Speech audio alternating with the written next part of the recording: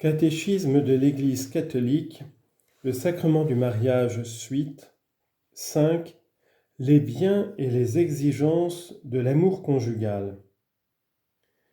L'amour conjugal comporte une totalité où entrent toutes les composantes de la personne, appel du corps et de l'instinct, force du sentiment et de l'affectivité, aspiration de l'esprit et de la volonté.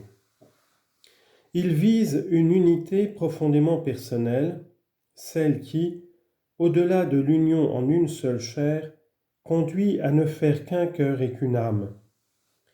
Il exige l'indissolubilité et la fidélité dans la donation réciproque. Définitive. Et il s'ouvre sur la fécondité. Il s'agit bien des caractéristiques normales de tout amour conjugal naturel, mais avec une signification nouvelle qui non seulement les purifie et les consolide, mais les élève au point d'en faire l'expression de valeurs proprement chrétiennes. L'unité et l'indissolubilité du mariage. L'amour des époux exige par sa nature même l'unité et l'indissolubilité de leur communauté de personnes qui englobe toute leur vie. Ainsi, ils ne font plus deux, mais une seule chair. Matthieu 19, verset 6 et Genèse 2, 24. Ils sont appelés à grandir sans cesse dans leur communion à travers la fidélité quotidienne à la promesse du don mutuel total que comporte le mariage. Cette communion humaine est confirmée, purifiée et parachevée par la communion en Jésus-Christ donnée par le sacrement de mariage. Elle s'approfondit par la vie de la foi commune et par l'Eucharistie reçue en commun. L'égale dignité personnelle qu'il faut reconnaître à la femme et à l'homme dans l'amour plénier qu'ils se portent l'un à l'autre fait clairement apparaître l'unité du mariage confirmée par le Seigneur. La polygamie est contraire à cette égale dignité et à l'amour conjugal qui est unique et exclusif. La fidélité de l'amour conjugal. L'amour conjugal exige des époux, de par sa nature même, une fidélité inviolable. Ceci est la conséquence du don d'eux-mêmes que se font l'un à l'autre les époux. L'amour veut être définitif. Il ne peut être, entre guillemets, jusqu'à nouvel ordre. Cette union intime, don réciproque de deux personnes, non moins que le bien des enfants, exige l'entière fidélité des époux et requiert leur indissoluble unité. Le motif le plus profond se trouve dans la fidélité de Dieu à son alliance, du Christ à son Église. Par le sacrement de mariage, les époux sont habilités à représenter cette fidélité et à en témoigner. Par le sacrement, l'indissolubilité du mariage reçoit un sens nouveau et plus profond. Il peut paraître difficile, voire impossible, de se lier pour toute la vie à un être humain. Il est d'autant plus important d'annoncer la bonne nouvelle que Dieu nous aime d'un amour définitif et irrévocable, que les époux ont part à cet amour, qu'il les porte et les soutient, et que, par leur fidélité, ils peuvent être les témoins de l'amour fidèle de Dieu. Les époux qui, avec la grâce de Dieu, donnent ce témoignage, souvent dans des conditions bien difficiles, méritent la gratitude et le soutien de la communauté ecclésiale.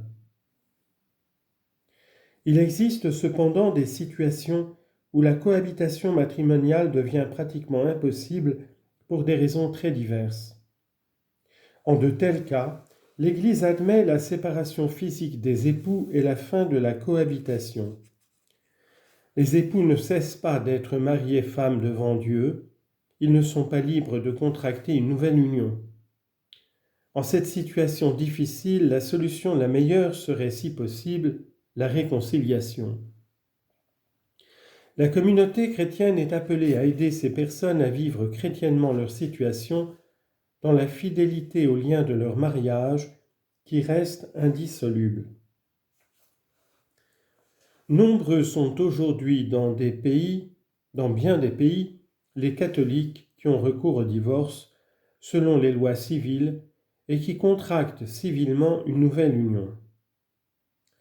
L'Église maintient par fidélité à la parole de Jésus-Christ, citation, « Quiconque répudie sa femme et en épouse une autre commet un adultère à l'égard de la première, et si une femme répudie son mari et en épouse un autre, elle commet un adultère. » Marc chapitre 10, versets 11 et 12. Par fidélité à cette parole de Jésus-Christ, l'Église maintient qu'elle ne peut reconnaître comme valide une nouvelle union si le premier mariage l'était. Si les divorcés sont remariés civilement, ils se trouvent dans une situation qui contrevient objectivement à la loi de Dieu. Dès lors, ils ne peuvent pas accéder à la communion eucharistique aussi longtemps que persiste cette situation. Le pape François a aménagé cette règle en permettant dans certains cas aux divorcés remariés de pouvoir communier. Fin de remarque de Frère Ismaël. Pour la même raison, ils ne peuvent pas exercer certaines responsabilités ecclésiales.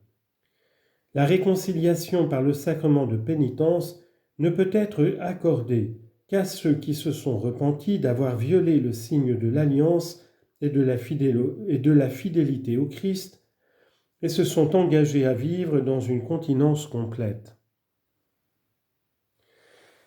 À l'égard des chrétiens qui vivent en cette situation et qui souvent gardent la foi et désirent élever chrétiennement leurs enfants, les prêtres et toute la communauté doivent faire preuve d'une sollicitude attentive afin qu'ils ne se considèrent pas comme séparés de l'Église, à la vie de laquelle ils peuvent et doivent participer en tant que baptisés. On les invitera à écouter la parole de Dieu, à assister au sacrifice de la messe, à persévérer dans la prière, à apporter leur contribution aux œuvres de charité et aux initiatives de la communauté en faveur de la justice, à élever leurs enfants dans la foi chrétienne, à cultiver l'esprit de pénitence et à en accomplir les actes, afin d'implorer jour après jour la grâce de Dieu. L'ouverture à la fécondité. C'est par leur nature même que l'institution du mariage et l'amour conjugal sont ordonnés à la procréation et à l'éducation, qui tel un sommet en constitue le couronnement. Les enfants sont le don le plus excellent du mariage et ils contribuent grandement au bien des parents eux-mêmes. Dieu lui-même qui a dit « Il n'est pas bon que l'homme soit seul » Genèse 2, 18, et qui dès l'origine a fait l'être humain homme et femme Matthieu 19, 4, a voulu lui donner une participation spéciale dans son œuvre créatrice. Aussi a-t-il béni l'homme et la femme en disant « Soyez féconds et multipliez-vous » Genèse 1, 28.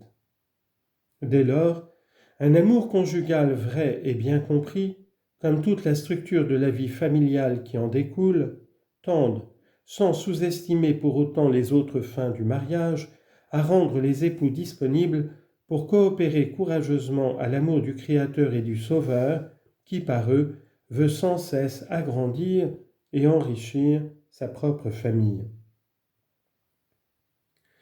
La fécondité de l'amour conjugal s'étend aux fruits de la vie morale, spirituelle et surnaturelle que les parents transmettent à leurs enfants par l'éducation.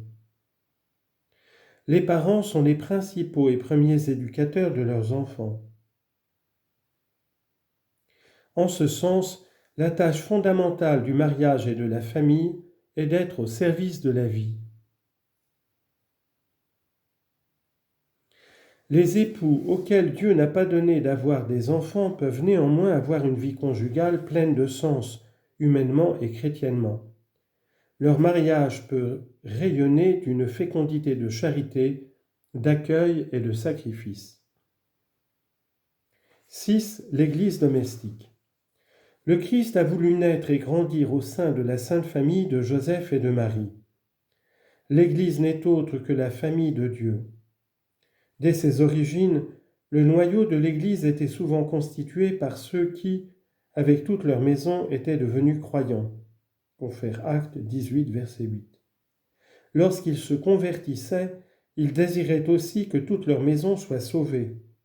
Actes 16, verset 31 et 11, 14. Ces familles devenues croyantes étaient des îlots de vie chrétienne dans un monde incroyant.